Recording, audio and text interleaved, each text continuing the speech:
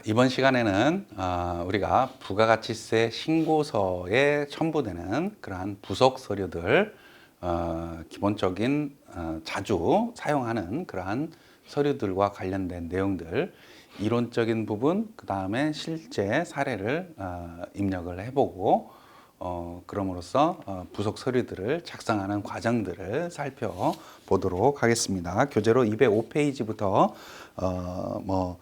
나오게 됩니다. 그래서 첫 번째는 신고 부속 서류 종류해서 205페이지에 이런 그림이 있습니다. 그래서 이 빨간 걸로 표시되어 있는 빨간 박스에 있는 것들이 주로 우리 실무하시면서 많이 접하는 그러한 부속 서류들이다. 그래서 신고서는 가장 기본이 되는 거죠. 그죠? 신고서. 그 다음에 간이과세자 같은 경우 별도의 신고서가 작성이 돼야 될 거고요. 세금계산서 합계표, 계산서 합계표, 그 다음에 신용카드, 매출전표 등 수령 명세서. 우리가 신용카드는 영수증입니다. 세법상으로는 신용카드, 현금 영수증, 직불카드 이런 것들은 다 영수증에 포함이 됩니다. 이 영수증은 원칙적으로 세금계산서가 아니기 때문에 매입세액이 공제가 안 되는 게 원칙이죠. 그런데 일정한 요건을 충족을 하게 되면 매입세액, 거래징수당한 매입세액으로 봐서 매입세액 공제가 이루어지는데 그때 이 수령 명세서를 작성을 하게 된다, 이렇게 볼 수가 있습니다. 신용카드 매출전표 발행 금액 집계표라고 해서 카드 현금 영수증 매출분 있죠. 그러한 그 매출의 형태가 카드, 현금 영수증 이런 것들로 결제가 이루어졌다라고 하면 이쪽에 표현이 되겠다, 이렇게 보시면 될 것 같습니다. 그 다음에 부속 명세서 1으로 보면 공제받지 못할 명세서, 공제받지 못할 매입세액 명세서. 우리가 거래징수당한 매입세액은 당연히 전 단계 세액공제법에 의해서 매입세액이 공제가 되는 게 원칙입니다. 그죠? 근데 일정한 사항들에 대해서 매입세액 불공제 항목으로 우리가 매입세액 공제를 안 해주는 그러한 사례들이 있는 거죠. 세법상으로는 명문적으로 보면은 한 7가지 정도가 있고요. 그 외에도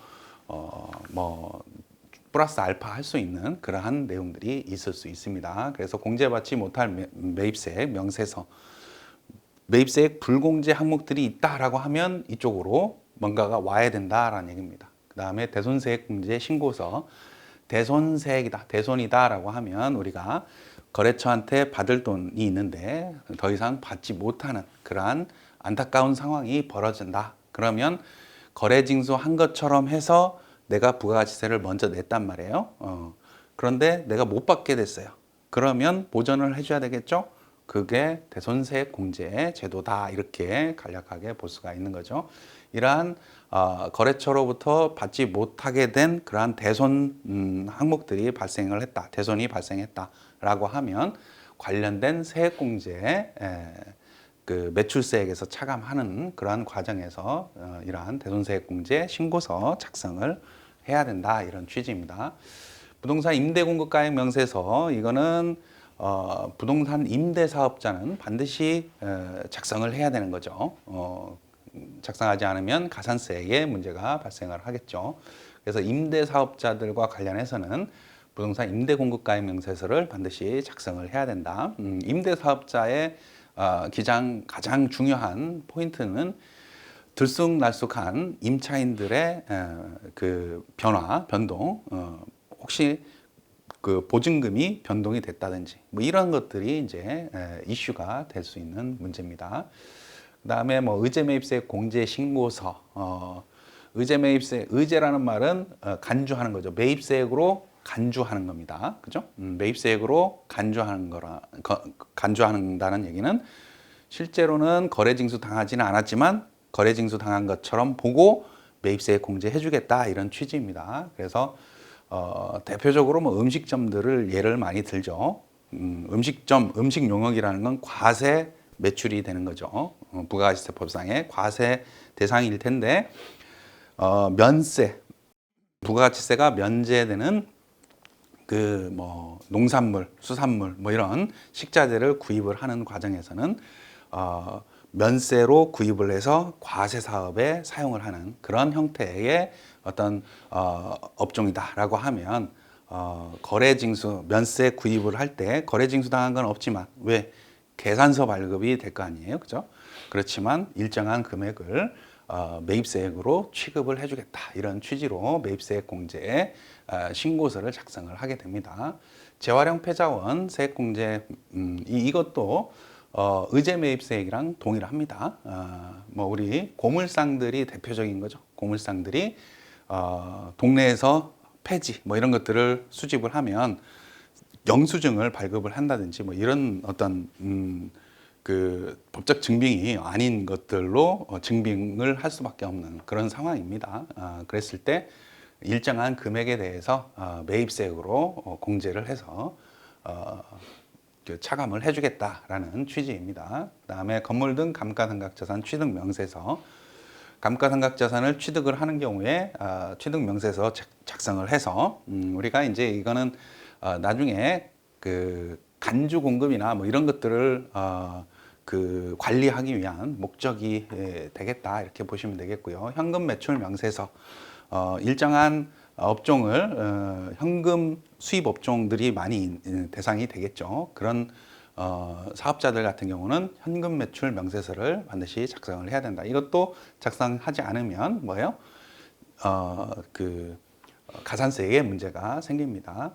그다음에 전자세금 계산서 발급 세액공제 신고서도 여기에 있습니다. 그다음에 영세율과 관련돼서 영세율 그 적용이 되는 거래를 우리 회사가 했다라고 하면 이쪽에 있는 그 서식들을 작성을 해야 된다. 영세율 첨부 서류 제출 명세서, 보통은 이제 수출 실적 명세서, 그 다음에 내국 신용장 구매 확인서, 전자발급 명세서, 이런 것들을 토탈한 영세율 매출 명세서를 작성을 하게 됩니다. 그래서 영세율 우리가 수출 신고 필증을 기반으로 해서 수출한 거, 수출 신고 필증은 보통은 이제 재화와 관련돼서 이야기를 많이 하죠. 그래서 우리나라 물건이 외국으로 나가는 경우 통관 절차가 필요합니다. 수출뿐만 아니라 수입하는 경우에도 수입 통관이 있는 거고요. 자, 어찌됐든 이러한 매출 영세율 적용 대상 거래들도 크게는 5가지로 구분이 되죠. 그죠? 그 구분별로 영세율 매출 명세서, 직수출한 거냐, 내국 신용장이나 구매 확인서에 의한 거냐, 국외 제공한 용역이냐, 뭐 이런 기타 외화 획득 재화 용역이냐 이렇게 구분을 해서 영세율 매출 명세서를 작성을 하게 됩니다. 이런 것들이 작성이 안 됐다라고 하면 마감이 안 됩니다. 우리가 프로그램이 좋아져 있기 때문에 그러니까 더욱더 우리가 놓치는 거를 이제 좀 줄여준다라는 차원에서 프로그램상으로 그런 것들을 걸러주기는 합니다. 그럼에도 우리가 기왕에 알고는 있어야 되겠죠. 그 다음에 뭐 최종적으로 전자신고까지 나가는 그러한 흐름들이다 이렇게 볼 수가 있습니다. 그래서 사업장별로 작성 대상 부속 서류가 뭐가 있는지 뭐 이렇게 판단을 해야 된다라는 얘기입니다. 206페이지 보면 기본 사항들이죠. 이거는 세금계산서 합계표라는 건 그죠? 우리가 매출 세금계산서, 매입 세금계산서가 있는 회사들은 당연히 합계표가 제출이 돼야 됩니다. 전자세금계산서만 있는 회사다라고 하면 합계표 제출을 안 할 수가 있는데 뒷부분에서 이야기를 하겠고요. 그다음에 계산서는 세금자가 붙어 있는 거하고 떨어져 있는 거하고는 완전히 다르죠. 계산서는 면세, 그죠? 부가가치세 면제되는 그러한 재화 용역을 공급을 했을 때 우리가 매출 계산서라고 이야기를 하고요. 매입 계산서는 상대방 공급자가 면세 사업자인 경우에 면세 계산서를 우리가 수취를 하겠죠. 그러한 세금 면세 계산서를 발급 혹은 수취를 한 경우에 계산서 합계표가 들어갈 거고요.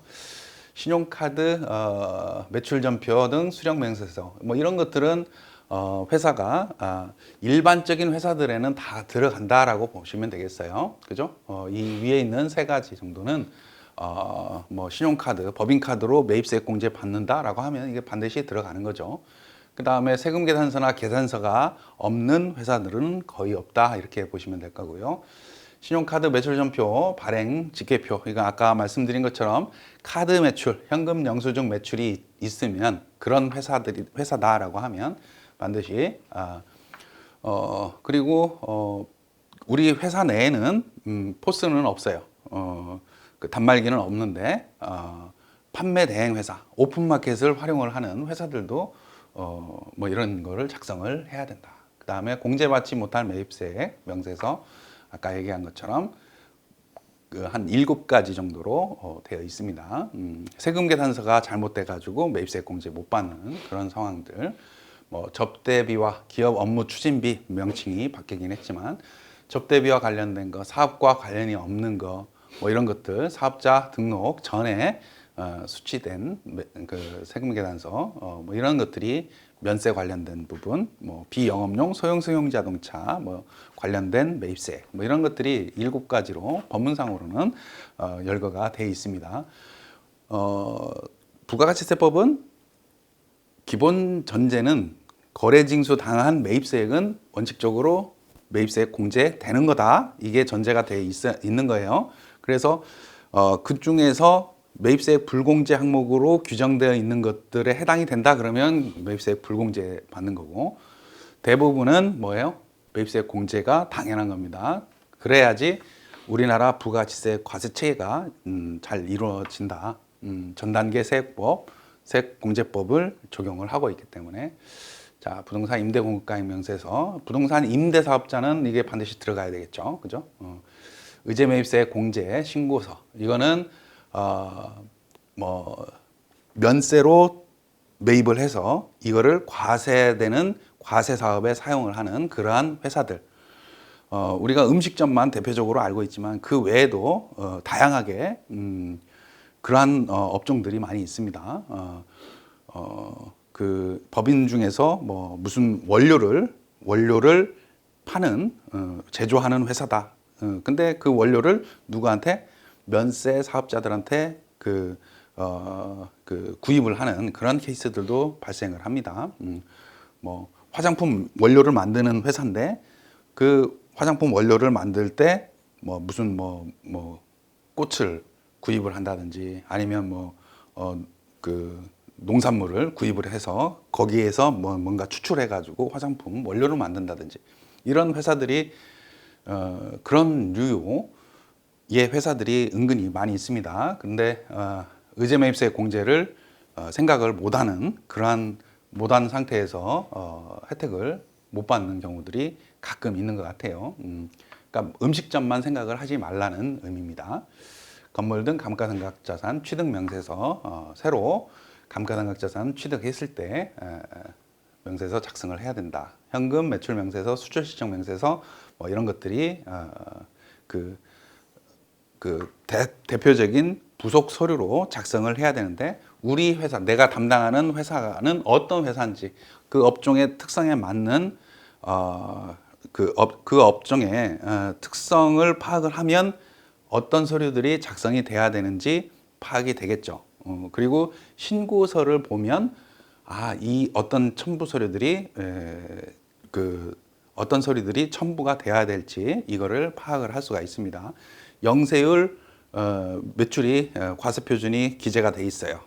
전자세금 계산서로 쭉 끌어오니까 여러분들이 예전처럼 전표 입력을 쭉 손으로 막 하다 보면 이런 회사구나 쉽게 파악을 할 수가 있는데, 요즘에는 스크래핑을 통해서 그냥 쫙 끌어오잖아요. 그러면 자세히 보지 않으면 그 회사의 업무 그 특성을 파악하기가 쉽지는 않아요. 영세율 세금 계산서도 있고, 영세율 세금 계산서에 대해서 그 확인을 하지 않으면 그냥 업로드가 돼버리니까 거기서 그냥 끝나버리는 경우들이 발생을 할 수 있습니다. 구매 확인서나 뭐 이런 것들 달라고 하든지 해야 될 거 아니에요, 그죠? 자, 어쨌든 사업장별로 내가 맡은 거래처별로 부속 서류들이 어떤 것들이 있는지 파악을 해야 된다, 이렇게 말씀을 드려봅니다. 그래서 207페이지부터 208페이지까지 관련된 내용들에 대해서 제가 다시 한번 설명을 드렸습니다. 자, 잠깐 쉬었다가 세금 계산서와 관련된 내용들 살펴보고 이어가도록 하겠습니다.